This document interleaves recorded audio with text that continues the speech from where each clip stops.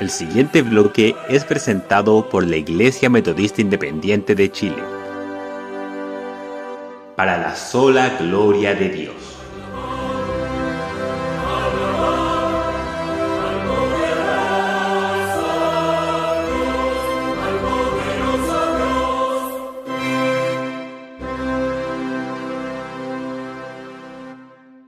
En el Salmo 61 lo que vamos a ver es a David siendo perseguido, pero ya no por Saúl, ahora lo será por su propio hijo Absalón. Y ante esa desgracia veremos que David llama a Dios su refugio y su torre fuerte. David ya es el rey de Israel, y así como en el Salmo anterior, en el 60, veíamos a David con problemas que le venían del exterior, eran ataques que le venían de enemigos que estaban en el exterior del reino. Hoy también le vamos a ver con problemas, pero como acabamos de decir, ahora desde donde le vienen los problemas es desde el interior.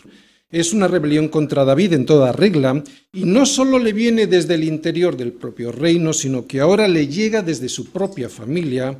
Es la rebelión de su propio hijo, Absalón. ¿Crees que tienes problemas? ¿De verdad crees que tú tienes problemas? Pues si crees que tienes problemas, escucha los problemas de David. David fue ungido siendo adolescente, más o menos con 15 o 16 años. A los 19, 20 años más o menos es cuando él mata a Goliat, pero desde entonces es cuando el rey Saúl empieza a tenerle envidia. Debido a esa envidia, le persigue inmisericordiamente y le persigue para matarle, no para regañarle. Y así estuvo Saúl durante mucho tiempo lleno de celos y de odio. David durante mucho tiempo siendo perseguido. David durante mucho tiempo escapando. David durante mucho tiempo escondiéndose por desiertos, cuevas, incluso escondiéndose entre sus enemigos militares. Al principio estaba solo, después con unos pocos hombres. Más tarde se le juntaron aquellos amargados, afligidos y endeudados que llegaron a ser 400 que poco a poco se fueron convirtiendo en 600. Pero Saúl era el rey, y Saúl tenía a su servicio para este menester, el menester de perseguir a David, a unos 3.000 hombres. Y no eran cualquier tipo de hombres, eran soldados aguerridos, ambiciosos, muy bien preparados, muy bien pertrechados, muy bien armados, dispuestos a todo con tal de satisfacer los deseos del rey Saúl y de esa manera poder conseguir ellos las cosas que del rey Saúl podrían conseguir. David a veces solo y otras veces con algunos hombres llenos de problemas. David durante mucho tiempo perseguido, siempre en peligro, pero con el Señor. Saúl, por el contrario, estaba bien acompañado, pero atormentado y enfermo de odio. Y lo que es peor, apartado del Señor. Y era David de 30 años cuando comenzó a reinar y reinó 40 años. Pero incluso hasta que no llegó a ser el rey de todas las tribus de Israel, también pasó lo suyo. Porque al principio, durante los 7 primeros años, solo reinó sobre Judá. Así que a la persecución de Saúl hay que sumarle ese tiempo en el que la casa de Saúl, ya una vez muerto Saúl, pero la casa de Saúl está en guerra con David a través de uno de sus hijos, Isboset. Por lo tanto, desde los 20 a los 30 años más o menos, en que David no consiguió todo el reino de Israel, estamos hablando de unos 10 años más o menos de persecuciones, guerras y rebeliones contra su persona. Así que su vida no fue fácil hasta que llegó a ser el rey. ¿Y tú crees que tienes problemas? ¿De verdad crees que tienes problemas?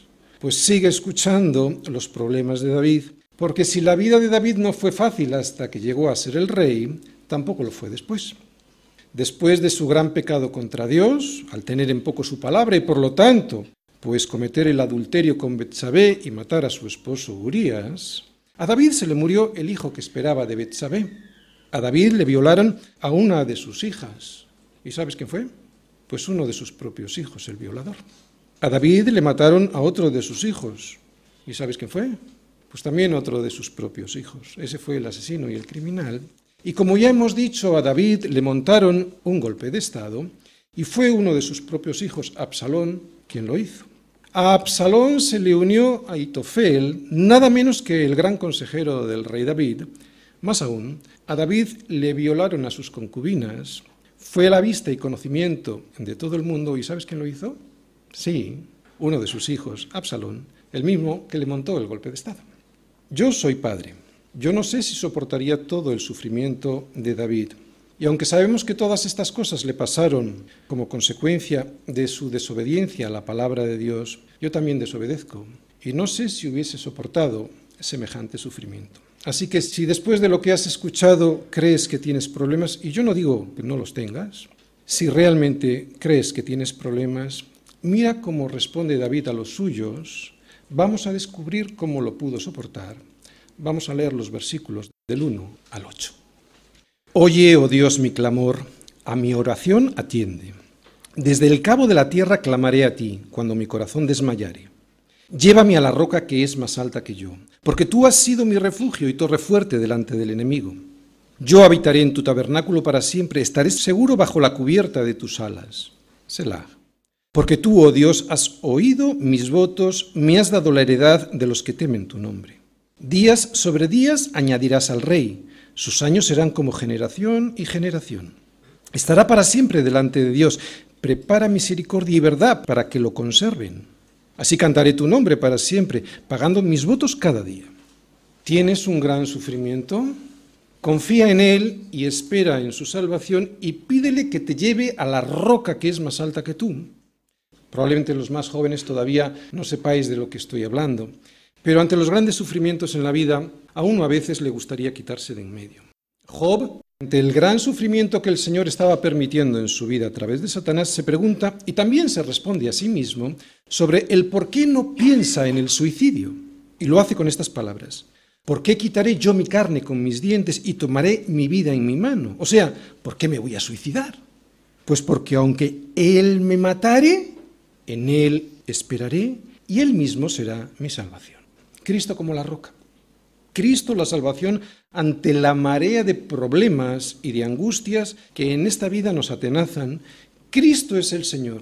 Y yo, aunque sea aplastado por los problemas, yo en Él esperaré porque Él mismo será mi salvación. Vamos a leer la historia que muy probablemente dio lugar a este salmo, al Salmo 61, en el segundo libro de Samuel, capítulo 15, los versículos del 2 al 6, y luego algún versículo más. Segundo libro de Samuel, capítulo 15, versículo 2. Fijaros cómo Absalón intentó ganarse al pueblo porque estaba pensando ya qué es lo que le iba a hacer a su padre, ¿de acuerdo? Quitarle el reino.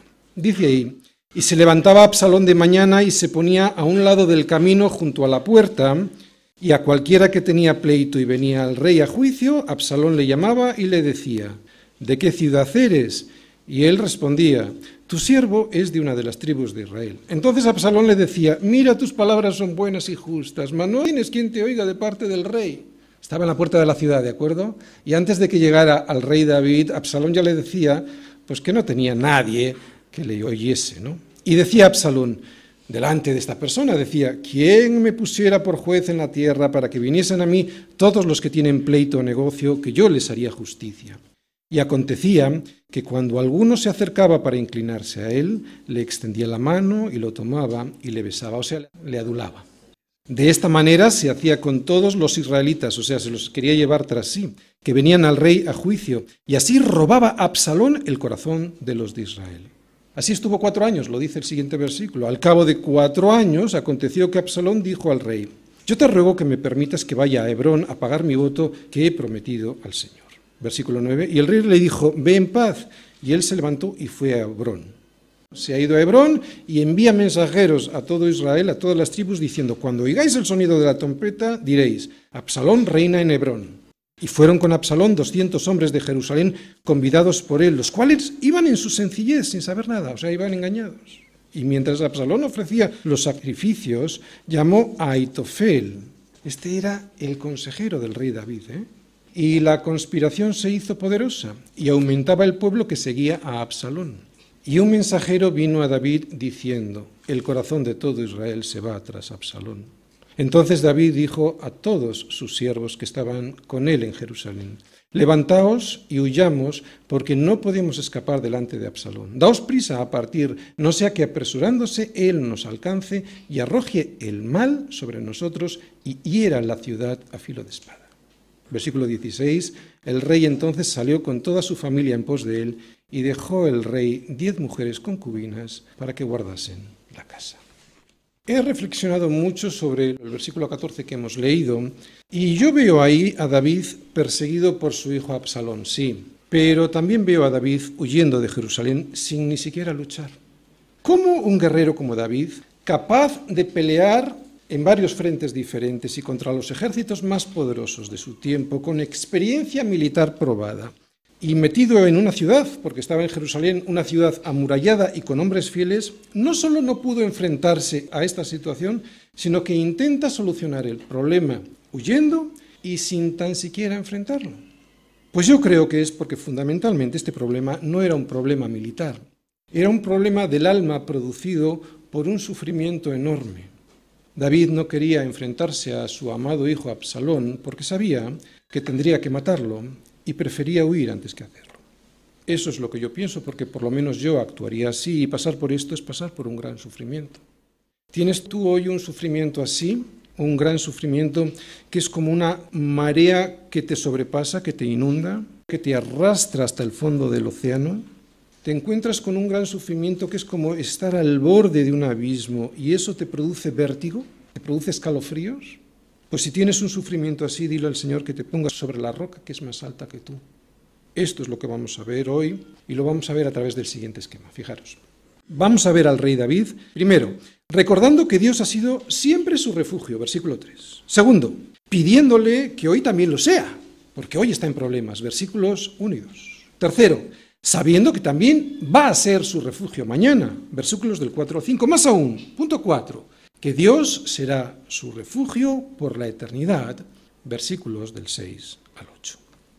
Puede que tengas un hijo que con su comportamiento te quiera sacar del reino, o no, pero puedes tener un marido, una esposa, un amigo, un profesor o un compañero de trabajo que debido a su comportamiento contigo te esté arrastrando de Jerusalén y tú, por no luchar con él, huyas de tu responsabilidad. Lo entiendo. Entiendo cuál es ese dolor. Entiendo lo que significa esa marea de agua que te arrastra y que te ahoga y que se hace insoportable. Pero vuélvete. Vuélvete y hazlo pidiéndole al Señor que sea Él quien te lleve a la roca que es más alta que tú. Versículo 3. Porque tú has sido mi refugio y torre fuerte delante del enemigo. Quiero fijarme en la palabra mi, porque ahí vamos a sacar una aplicación práctica. Dice David que Dios fue su refugio. Y la primera reflexión que nos viene a la cabeza es la siguiente. Si Él no es mi refugio, es evidente que de nada me vale que Dios sea un refugio fuerte, una torre fuerte. Si Cristo no es tu refugio, de nada te vale saber que Él es el Salvador. Hay mucha gente que dice, yo no creo en Dios, pero si lo hay, como es tan bueno, pues si tú no tienes a ese refugio, no podrás entrar en él, ¿no? Dice David, tú has sido mi refugio, pero no siempre David pensó así. Y es que después de haber sido liberado por Dios de la persecución de Saúl, ¿no?, cuando llegó a ser rey, pues David se llenó de autoconfianza, algo que nos pasa a todos. David, cuando tú ya eres liberado de un problema, pues ¿qué? Te llenas de autoconfianza, te llenas de soberbia, de autosuficiencia y de presunción, ¿no? En el Salmo 30, versículos del 6 al 7, decía así David, en mi prosperidad dije yo, no seré jamás conmovido porque tú, Yahvé, con tu favor me afirmaste como monte fuerte. ¿Pero qué pasó después? Escondiste tu rostro, fui turbado. Esto lo hace el Señor con un propósito, para que no tengamos nuestra confianza puesta en nosotros mismos, para que la tengamos puesta en el Señor. Lo que estamos viendo durante todos los salmos, lo que vemos por toda la Biblia, es que el poder no reside en nosotros, el poder es del Señor. Es el Señor quien nos cuida cuando las cosas van bien, y también es el Señor el que nos cuida cuando las cosas no van tan bien. Y ahora las cosas no van muy bien. David está huyendo de Jerusalén.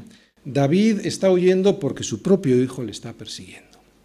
Tú has sido mi refugio, dice aquí. Y lo dice porque ahora sí que lo piensa de verdad David. David ya aprendió. Es que David necesitó refugio de Dios a lo largo de toda su vida. Saúl lo estuvo persiguiendo mucho tiempo para matarle y ahora es su hijo Absalón quien quiere hacerlo y además le ha arrebatado el reino. Mira, nuestro problema surge cuando las cosas nos marchan bien. Cuando las cosas nos marchan bien, ¿sabes lo que pasa?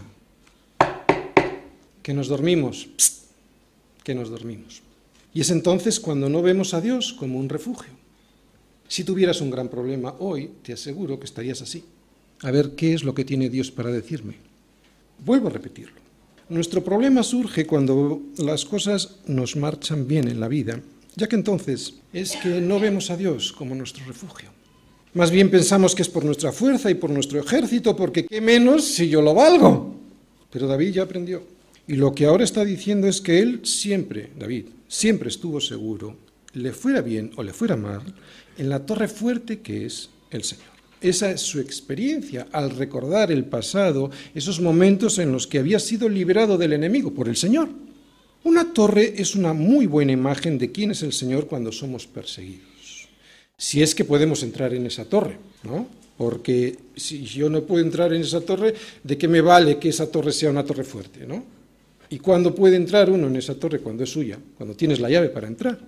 También es una buena imagen cuando por nuestro pecado pues caemos y fracasamos y como resultado de esa caída empiezan a manifestarse en nuestra vida pues todas esas consecuencias de esa desobediencia, pero solo nos valdrá esa torre fuerte si es que podemos ir a ella a refugiarnos porque es nuestra.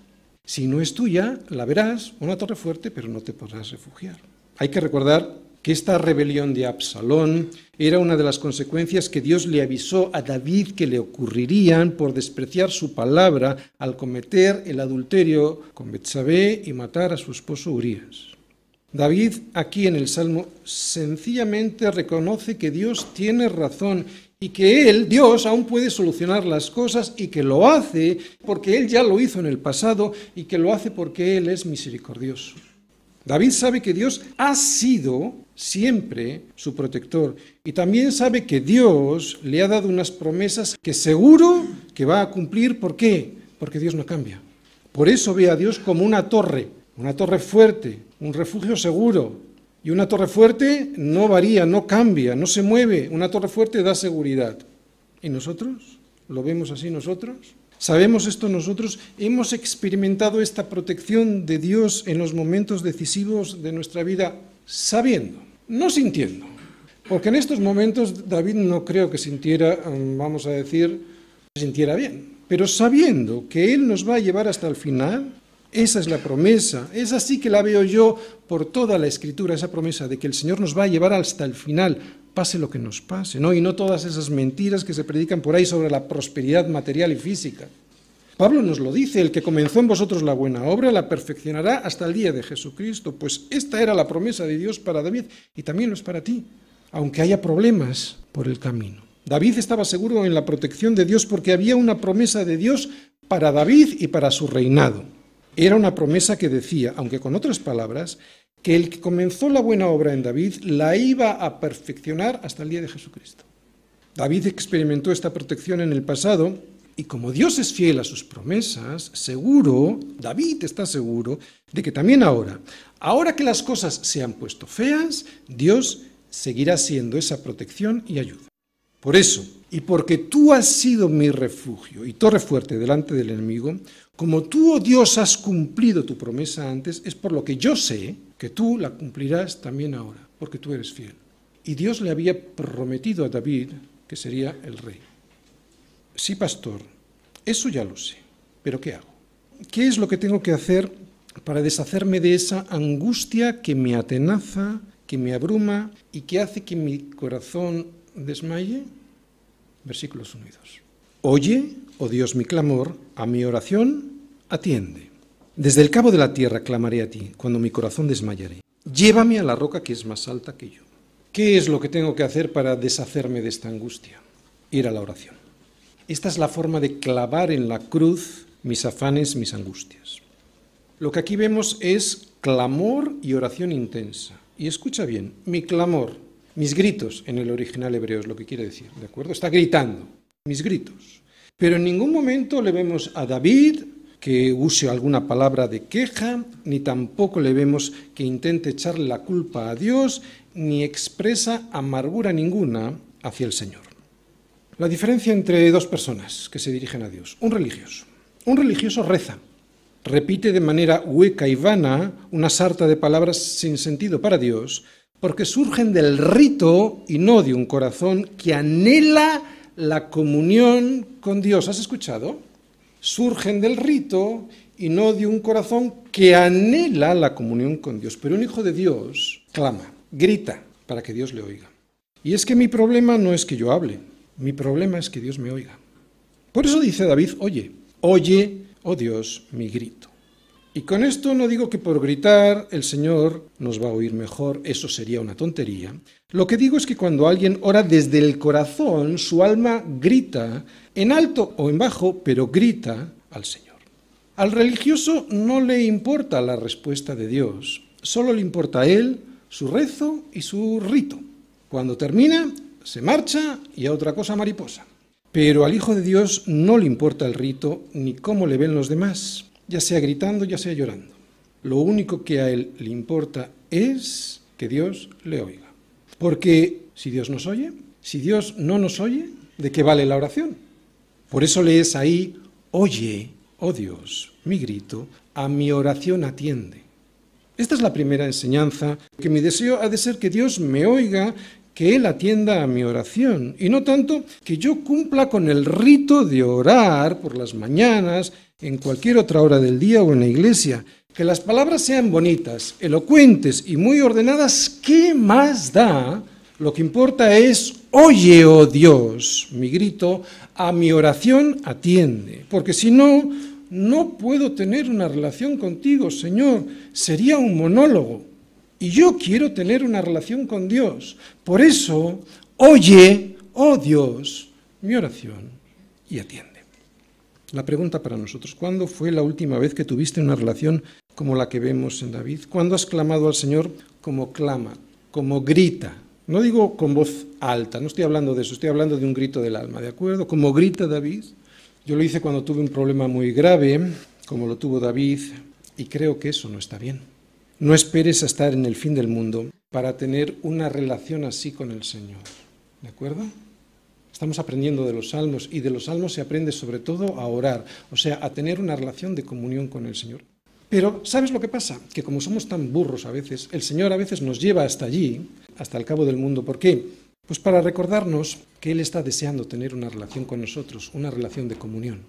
David se sentía en el fin del mundo porque no estaba en Jerusalén, y eso era devastador para él.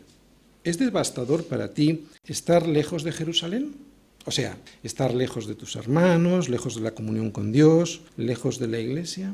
O si pasan los días y las semanas y por aquí no te vemos, tú te encuentras tan fresco como si vinieses. Porque si es así, algo anda mal. Pero aún así, y esta es otra cosa que nos enseña David, aunque haya algún impedimento grave para que podamos acudir, siempre nos queda la oración.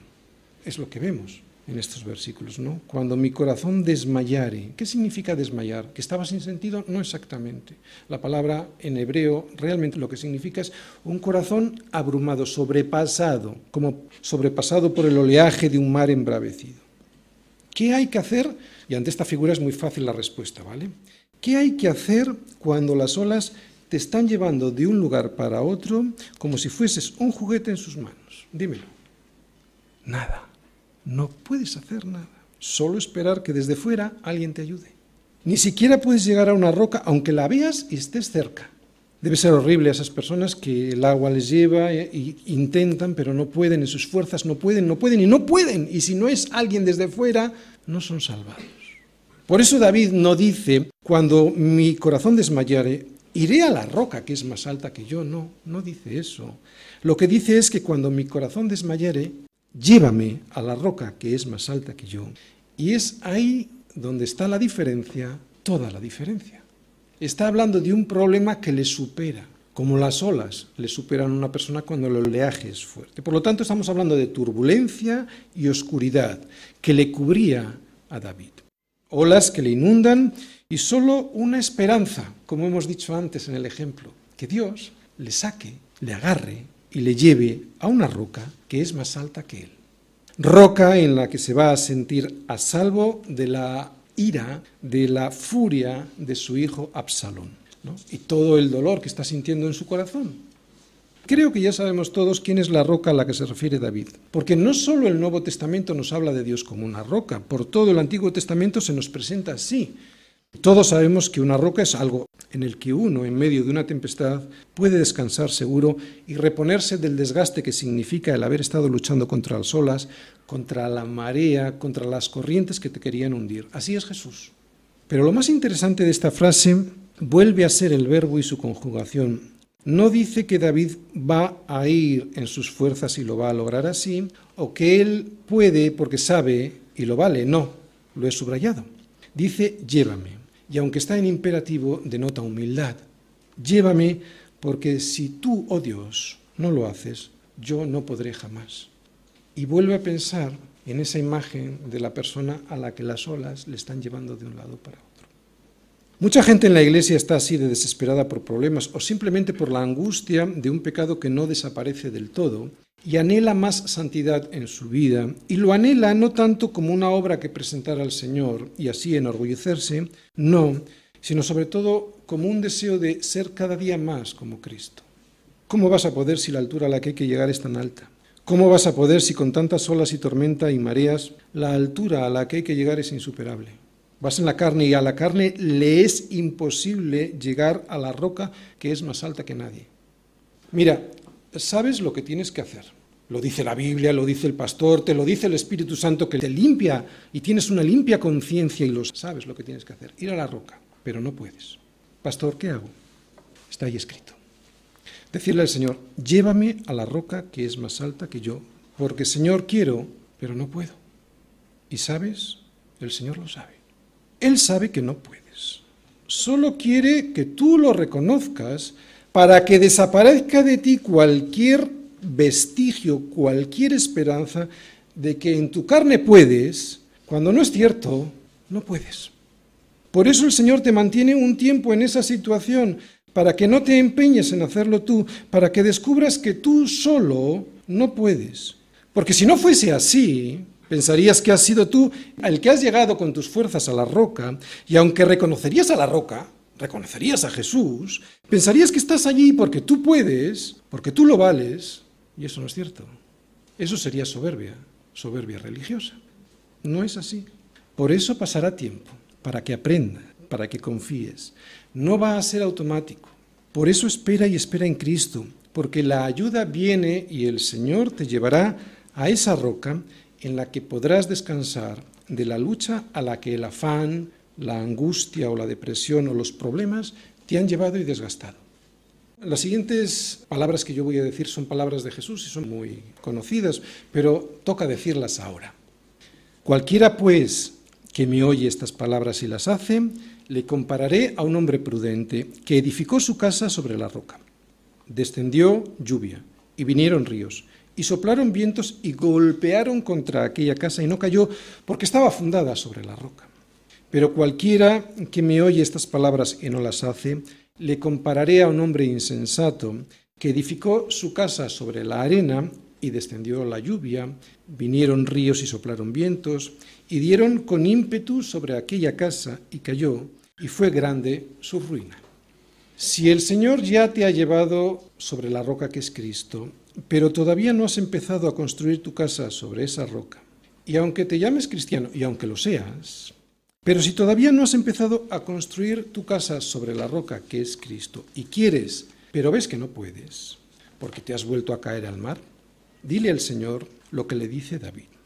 Llévame a la roca que es más alta que yo, porque Señor, quiero, pero no puedo. Pero deja de construir tu vida, tu casa, tu familia sobre la arena, porque cuando lleguen las tormentas, y vendrán, ahí solo hay desolación y destrucción. Esa es la mejor manera de destrozar tu vida, o sea, construir sobre la arena. La de destrozar tu vida, la de tu mujer, la de tu marido, la de tus hijos. Solo vives para ti y para tu cuerpo, para ti y para tus deleites, para ti y para tus deseos. Y terminas en el barranco tú y los tuyos, esos a los que tenías la obligación de llevar a buen puerto, y les dejas tirados en la arena de la playa, sin cobijo, sin refugio ni esperanza. ¡Qué responsabilidad! Por eso, y si estás en esta situación, no mires para otro lado y di lo que dice David. Oye, oh Dios, mi clamor, mi grito, y a mi oración atiende. Desde donde estoy, alejado, miserable, hundido en la arena, pero clamo a ti, porque mi corazón está desmayado, o sea, sobrepasado. Y ya no puedo más, Señor, por eso llévame a la roca que es más alta que yo. David estaba seguro de esta protección de Dios. Lo estuvo antes, lo está ahora. Por eso sabe que también lo estará después. Versículo 4. Yo habitaré en tu tabernáculo para siempre, estaré seguro bajo la cubierta de tus alas. Selah. Bien, David no ha llegado todavía, de hecho está muy lejos de Jerusalén, pero ya se ve allí y se ve para siempre. Cuando vimos en el Salmo 57 os puse unas imágenes, ¿recordáis?, de unos polluelos cobijados bajo las alas de su madre. Así era la protección de Dios para David y así la experimentaba él, con calidez. Vamos a reflexionar si nosotros vemos a Dios, a pesar de las circunstancias en las que estamos, con esta calidez, ¿no? O le vemos como alguien distante, como alguien que pretende hacernos la vida imposible. En el Salmo 57, David estaba lejos de casa, escondido en una cueva y esperando ser destruido por Saúl. Ahora también le vemos lejos de casa, muy lejos de Jerusalén, en el exilio, y perseguido por su propio hijo, pero él no se queja ni ve a Dios como un tirano que permite estas situaciones en su vida para torturarle. Él ve a Dios con dulzura, con la dulzura de unas alas cálidas que le dan protección. Esas alas le dieron protección antes, se la dan ahora y se la darán después y en la eternidad. Pero antes de ver esos versículos que nos hablan de esa seguridad eterna, David nos va a decir algo interesante, versículo 5. Porque tú, oh Dios, has oído mis votos, me has dado la heredad de los que temen tu nombre. No sé si os acordáis, pero en el versículo 3 David dice que Dios ha sido, y el verbo es ser, Dios ha sido su refugio y todo refugio. Y ahora vemos que en este versículo 5 dice, tú me has oído y me has dado. Lo interesante es que estos tres verbos van en este orden. Ser, oír y dar. Y esto lo que significa es que Dios, antes de que le haya oído a David y le haya dado algo, versículo 5, antes de eso, Dios ha sido algo para él, versículo 3. ¿Qué es lo que ha sido? Su torre fuerte y refugio. No podemos esperar ser oídos y mucho menos recibir algo del Señor si Él no es Dios para nosotros. ¿Has entendido? Es que hay mucha gente que le pide a Dios cosas, pero no podemos ser oídos y mucho menos recibir algo del Señor si Él no es previamente quien es Dios para nosotros, nuestra torre fuerte y refugio. Veo estos tres pasos en el Salmo que nos hablan de la manera en la que Dios quiere que nos relacionemos con Él. Fíjate, primero, dice David, Dios ha sido, ¿no? Ha sido mi torre fuerte y refugio. Y como Dios ha sido para mí, primer paso, segundo paso, Él me ha oído. Como Él ha sido mi refugio y también es sensible a mis necesidades, por eso me oye. ¿Y cuál es mi mayor necesidad? Mi mayor necesidad, sin duda ninguna, es ser salvado de mí mismo. Por eso, tercer paso, Él me ha dado. ¿Qué me ha dado? Una heredad, lo que más necesitaba, Cristo. Por eso, para recibir mi herencia, primero tiene que ser, porque si Él no es mi Dios, segundo, no me va a oír. Y si Él no me oye, tercero, Él no me va a dar. Y lo que Él me quiere dar es algo que de ninguna manera merezco, Cristo.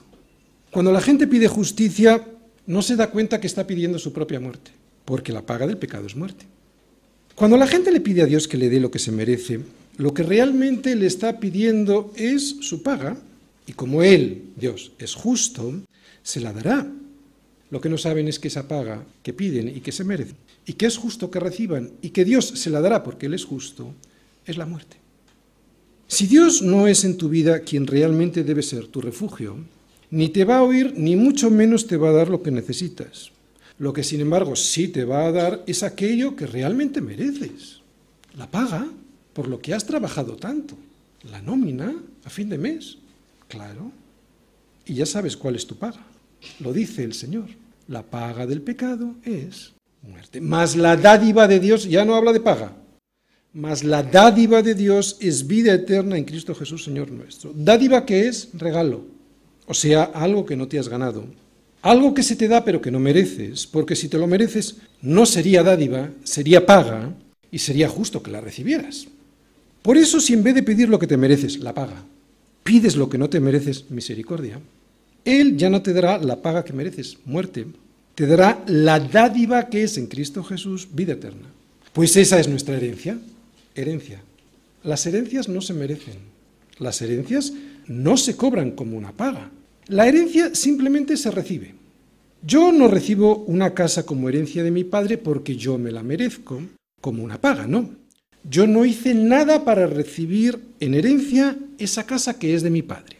Mi único requisito es ser hijo. Ser hijo. No se trata de hacer, se trata de ser hijo.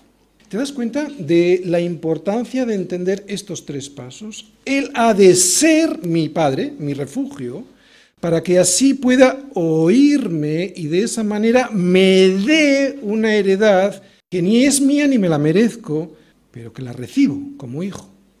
Es una heredad dada, y dada a los que temen su nombre. Y los que temen su nombre son sus hijos, aquellos adoptados por él, y que por lo tanto obedecen, porque los hijos obedecen. Muchas veces hablamos de qué es temer y siempre damos una nueva pincelada al mismo concepto. Oye, ¿y qué es el temor de un hijo de Dios ante la majestad de su Padre, sino reconocer quién es Él y quién soy yo? Eso produce temor.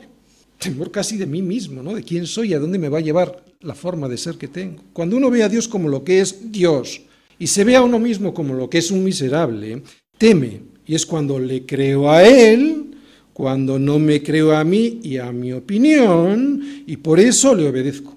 Porque no voy en mis fuerzas ni en mi sabiduría, pues esto es temor. Tú mismo te das cuenta de quién eres ante la majestad de Dios y lo miserable que es tu vida.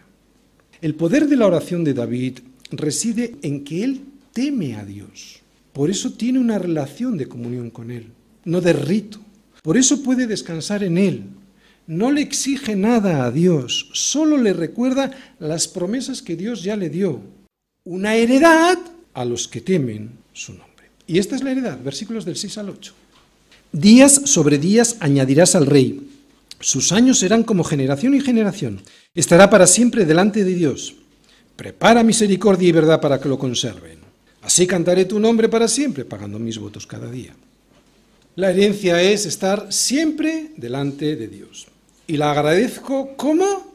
Obedeciendo cada día. Esto es lo que significa pagando mis votos cada día. ¿Cómo le obedezco a Dios su herencia? Y su herencia es Cristo, o sea, mi salvación. Pagando mis votos cada día, o sea, obedeciéndole. David sabe que regresará al trono, y lo sabe porque Dios se lo prometió. Pero aquí David dice mucho más que todo eso, porque aquí David habla proféticamente de Cristo. Por eso David en los versículos 6 y 7 habla en tercera persona, ¿te fijas? Porque sin saberlo, está presentando a Cristo, a Jesús como el descendiente del linaje de David, al Mesías esperado que estará siempre en la presencia de Dios. Los comentaristas expertos dicen que este prepara misericordia y verdad, que lo conserven, significa algo tan sencillo como esto para nosotros. ¡Que viva el Rey! Y tiene sentido porque en el siguiente versículo dice, así cantaré tu nombre para siempre, ¿no? ¿Cómo cantará David a su nombre para siempre? Gritando, viva el Rey. Termino. Jesús también tuvo un corazón devastado, un corazón abrumado, un corazón terriblemente angustiado y hundido en las olas de la persecución y la muerte. Más aún, un corazón que cargó sobre él lo que a él no le correspondía cargar, y lo hizo voluntariamente. Si tú no puedes con tus problemas y con tus culpas, a no ser que tengas ya la conciencia cauterizada, claro, las personas que tienen la conciencia cauterizada, las culpas les resbalan, ¿no?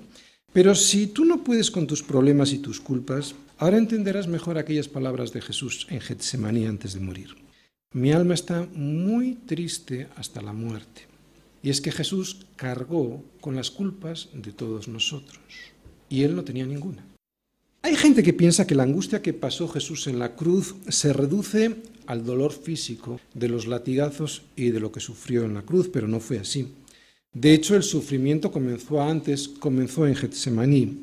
Lucas dice que mientras él estaba orando, tenía una agonía tal que en su sudor había grandes gotas de sangre que caían hasta la tierra. Allí ya empezó a derramar su sangre por ti. Él cargó con tu culpa y si hoy no puedes con la tuya, imagínate a Él cargando con la de todos nosotros. Por eso puedes descansar en la roca que es Cristo. No cargues más con tu culpa porque esa ya se la llevó Él. Porque no tenemos un sumo sacerdote que no pueda compadecerse de nuestras debilidades, sino uno que fue tentado en todo según nuestra semejanza, pero sin pecado. Por eso, y como Él sabe qué es tener un corazón angustiado hasta la muerte, acerquémonos pues confiadamente al trono de la gracia para alcanzar misericordia y hallar gracia para el oportuno socorro. Así pues, no es necesario que pases por una angustia que ya ha pasado Jesús. ¿Te das cuenta? Él te ha sustituido también en eso. David habla de una roca que es más alta que él, a la cual Dios le debe llevar porque él no puede ir. Y también habla de una heredad. Jesús es la roca y él también es la heredad. No se turbe vuestro corazón. Creéis en Dios, creed también en mí. En la casa de mi Padre muchas moradas hay. Si así no fuera, yo os lo hubiera dicho. Voy pues a preparar lugar para vosotros. Y si me fuere y os preparare lugar, vendré otra vez y os tomaré a mí mismo, para que donde yo estoy, vosotros también estéis. Quiero volver a leer estos versículos, pero con el matiz de este Salmo 61. Escucha. No se turbe vuestro corazón, creéis en Dios, creed también en mí. En la casa de mi Padre muchas heredades hay. Si así no fuera, yo os lo hubiera dicho. Voy pues a preparar lugar para vosotros, y si me fuere y os prepararé lugar, vendré otra vez y os tomaré a mí mismo. O sea, no voy yo, me lleva Él, me va a llevar Él a la roca, para que donde yo estoy, vosotros también estéis. La roca me tomará de su mano porque yo no la podría jamás alcanzar. Es una roca que está muy alta para mí. Por eso Él me tomará consigo, para que donde Él está, yo también esté. Pero atención, solo podrás ser tomado de la mano si no rechazas esa mano. Solo puede tomar esa mano aquel que levanta la suya para aceptarla, aquel que se sabe miserable, aquel que sabe que necesita misericordia. Solo levanta la mano como la levanta un mendigo, aquel que se sabe pordiosero y que tiene hambre, mucha hambre, y por eso ya no le da vergüenza pedir. Y como no le da vergüenza pedir, pide y pide misericordia. Y la misericordia es para no morir. Espero que hoy seas uno de estos. Amén.